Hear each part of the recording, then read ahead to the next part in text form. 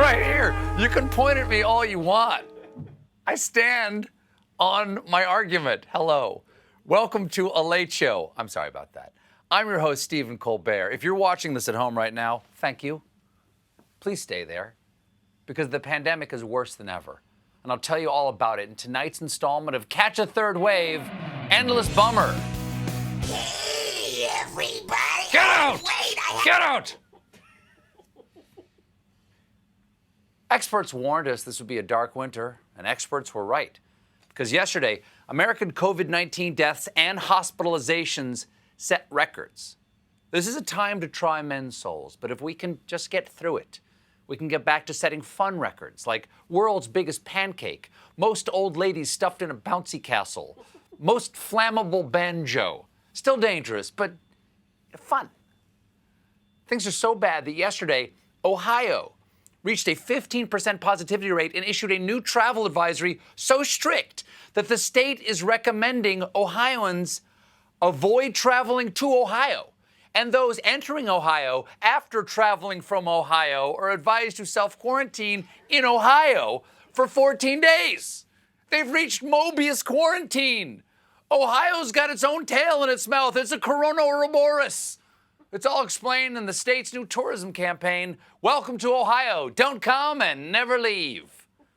But despite the record-breaking numbers, some folks are throwing caution to the wind, like Secretary of State and King of Pumptoberfest, Mike Pompeo. Pompeo is hosting a big party at the State Department. How big? He's inviting 900 people. 900 people! I wasn't invited? Really? Do they know I'm on the cover of Vanity Fair? What? What? I know that. Oh, okay. I know that. This is how it's supposed to be. All the cool people do it this way. Look at that. I wouldn't go. I wouldn't go. But 900 people, you'd think they would just throw me an invitation just to be polite. But I'll tell you what, it's not even a good idea to have 900 people not during COVID. 900 people is not a party. 900 people is an airport terminal. But Republicans aren't the only ones ignoring the CDC. In a disappointing show of bipartisanship, California Governor Gavin Newsom and San Francisco Mayor London Breed both traveled to Napa Valley recently for birthday dinners last month at the French Laundry. Some people might think the name French Laundry means the restaurant is squeaky clean, but remember, it's French Laundry. So there's a lot of tongue. So delicious. Governor Newsom apologized, sort of. As soon as I sat down at the larger table, I realized it was a little larger group than I had anticipated. And I made a bad mistake. Instead of sitting down, I should have stood up. Yeah. Virus can't get you if you're standing. You can juke it. Woo! Woo, baby, woo!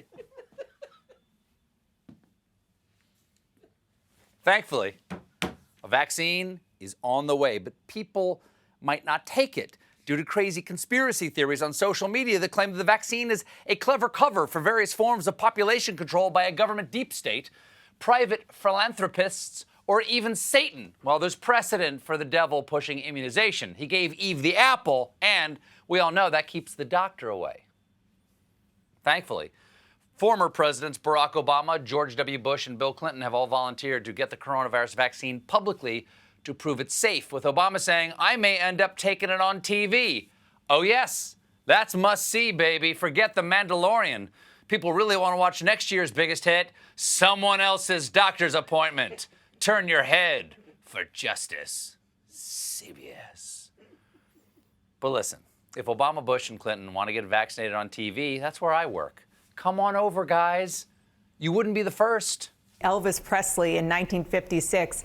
There he is backstage at the Ed Sullivan Show. What is he doing? He's getting the polio vaccine.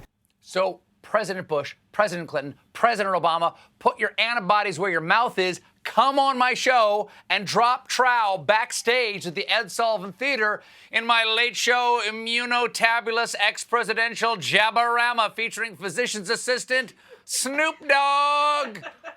You are going to get the vaccizzle, I believe is what Snoop might say in this joke. Of course, we're fixing to get another ex-president pretty darn soon, and even though we can't get him to admit that. Let's learn the latest in CBS's long-running segment. I am a bitchy, sniffy, teeny, beeny, orange jello Mussolini, here to steal your election away. The road from the White House.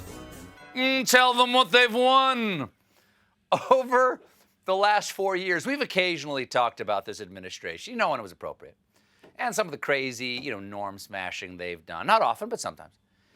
But now that it's about to be over, the president's team are leaving it all in the field after they burned down the stadium. But now I'm not scared about it or angry about it. I'm just in awe at the sheer majesty of their stupidity. Case in point, former national security advisor and man plotting to steal every damn shrimp from that buffet, Michael Flynn. On Tuesday, the general tweeted an ad calling on the president to invoke limited martial law. Yes, limited. That means tanks will crush dissidents, but only at participating Arby's. Now, don't worry, it's not a forever coup. Flynn is calling on the president to temporarily suspend the Constitution. That might help. It's like Hamilton said in the Federalist Papers, are you having trouble with your democracy? Have you tried turning it off and on again? But one associate of the president still takes the crazy cake, and that's attorney and hungover sweet potato, Rudy Giuliani. Rudy's been traveling the country trying to convince state legislators to throw out the votes. And it's not going that well.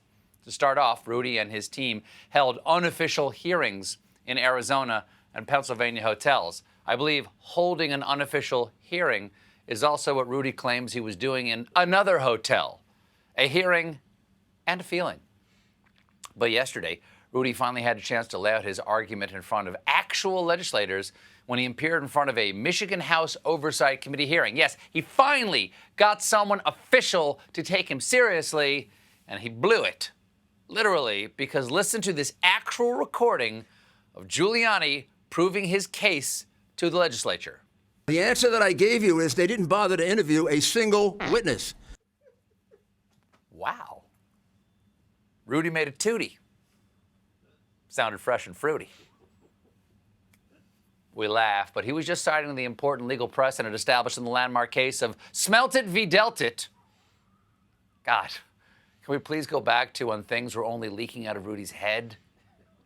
Rudy wasn't the only person ruining his case because this was his star witness. The poll book is completely off. Completely off. Off by 30,000? I'd say that poll book is off by over 100,000. She concluded her testimony by saying, I would like to speak to America's manager. I'll wait. Because I know you have it in a size 6. I'll wait. Green.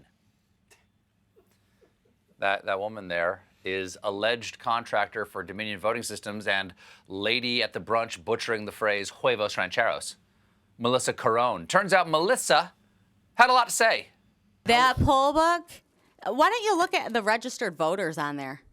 How many registered voters are on there? Do you even know the answer to that? No, I guess I'm trying to get to the bottom of this here. Zero. There's zero. Congratulations to all of you who didn't travel for Thanksgiving. You still get to see your cousin start a fight after 3 mimosas. If Nana loved you so much, how many of her marble coasters did she leave you? 0. 0. Okay, I got 3. The red one, the one with the swirly lines, and the red one. Suck it, Brenda. 0.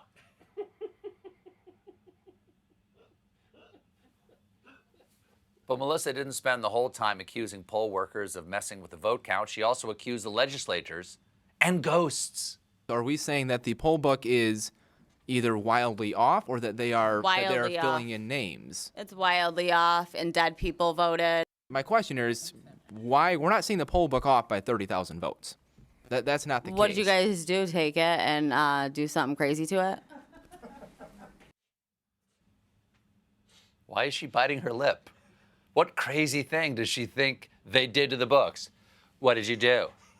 Did you take the books to a fancy hotel room, order some strawberries and champagne, give it a little back rub, and then do something crazy to it? Kind of thing your boyfriend Brian is too scared to try? I would like to talk to Brian's manager. Now, somebody's little girl. Now, Why should we believe her? Well, according to Melissa, because she signed a piece of paper. I know what I saying saw. That they're filling in. I know what I names? saw, and I signed something saying that if I'm wrong, I can go to prison. Did you? Unassailable argument. Clinching rejoinder from the rostrum. You sign a piece of paper, mister, and now if you're ever wrong, you go to prison. That's the law. How do I know that that's the law? I signed a piece of paper that says that's the law. And if I'm wrong, why aren't I in prison? Did you?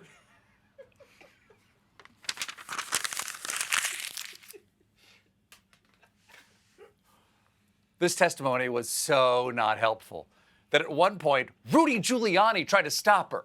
Guess how many? Wait, what about the turnout rate? 120%.